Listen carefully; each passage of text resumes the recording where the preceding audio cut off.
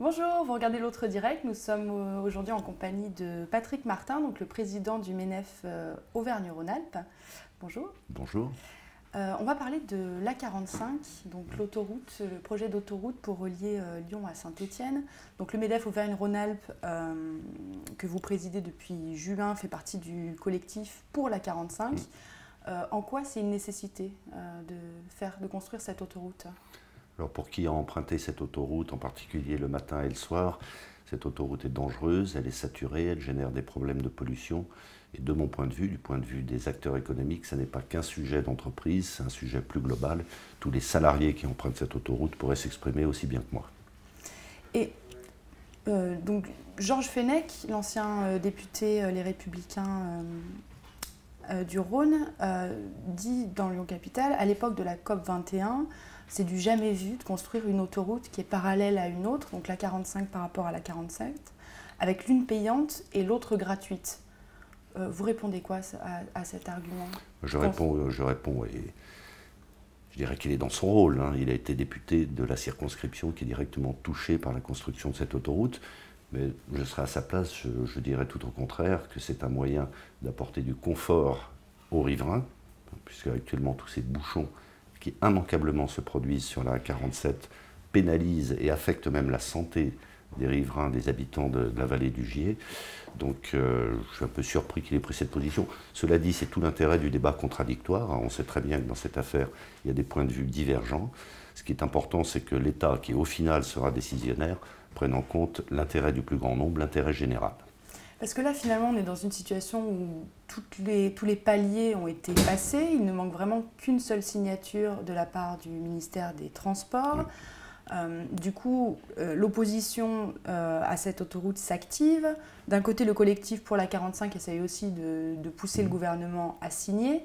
Vous êtes confiant ou vous pensez que le gouvernement peut finalement décider d'abandonner le projet par rapport à peut-être une thématique environnementale ? Alors, pour tout vous dire, on est inquiet. C'est la raison pour laquelle on s'exprime de manière collective et assez forte depuis quelque temps. Il y a la semaine prochaine, c'est imminent, les assises de la mobilité au niveau national.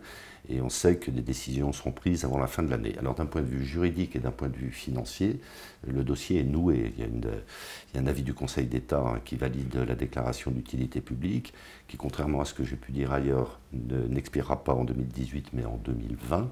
En fait, notre souci, c'est quoi ? Notre souci, c'est que, bien sûr, il y a des considérations environnementales, mais à vrai dire, il y a des arguments dans un sens et dans l'autre. Il y a ce que je viens de dire sur la pollution qui est générée par ces embouteillages sur la 47, et puis il y a des points de vue dissonants, divergents, que l'on respecte. Mais je ne crois pas que ce soit l'argument principal. L'argument principal, même s'il n'est pas affiché à ce jour, c'est un argument budgétaire qu'on comprend très bien. Le MEDEF est le premier à dire il faut que les finances publiques se rétablissent, il faut que le déficit de l'État diminue, il faut que la dépense publique d'une manière générale diminue. Maintenant, il faut bien voir les enjeux. La contribution de l'État à la construction de cette autoroute A45, ça porte sur une somme conséquente, c'est 400 millions d'euros, mais répartis sur plusieurs années.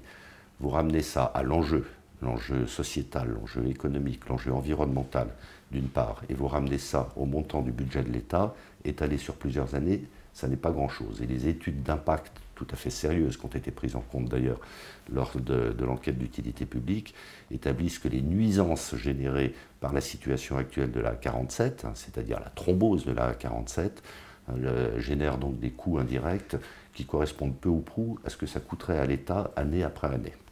Il y a une autre problématique aussi, c'est celle des terres agricoles, Oui. parce qu'il y a beaucoup d'exploitants agricoles qui sont sur le tracé de l'autoroute. Nicolas Hulot envisage une loi pour sanctuariser les terres agricoles, en estimant qu'il s'agit que c'est une question de sécurité alimentaire qui se posera dans les années qui viennent. Par rapport à ça, c'est difficile de pouvoir dire on fait une autoroute, mais on va trouver des terres agricoles ailleurs si les terres agricoles viennent à manquer. C'est un vrai sujet.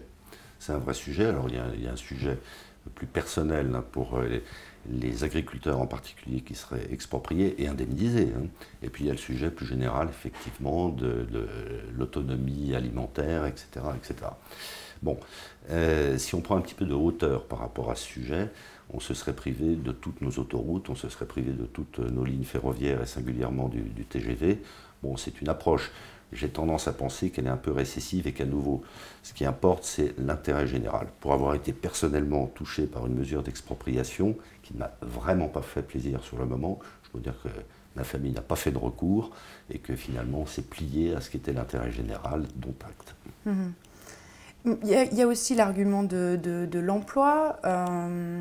Donc le collectif pour la 45 estime que ça va créer de l'emploi en dehors de la construction de l'infrastructure. Vraiment, en quoi une nouvelle autoroute, alors que, parce que les arguments de l'opposition, c'est aussi, il y a des trains pour relier Lyon à Saint-Étienne, il y a certes l'autoroute A47, est-ce qu'il n'y a pas d'autres solutions? Pour vous, quels emplois ça va créer en dehors vraiment de la construction?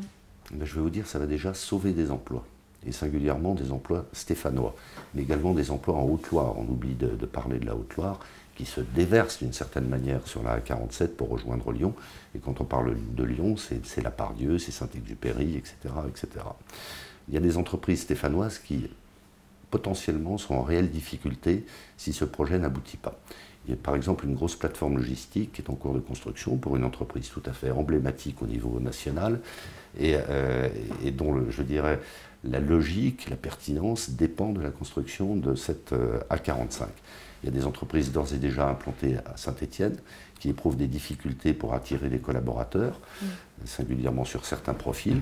Pourquoi? Parce qu'il est très difficile d'accéder à Saint-Étienne et ça peut conduire à quoi? Il ne s'agit pas d'élaborer des scénarios catastrophes, mais ça peut conduire à ce que certaines entreprises, singulièrement des entreprises très tournées vers l'international, à un moment donné se posent la question fondamentale de leur maintien à Saint-Étienne.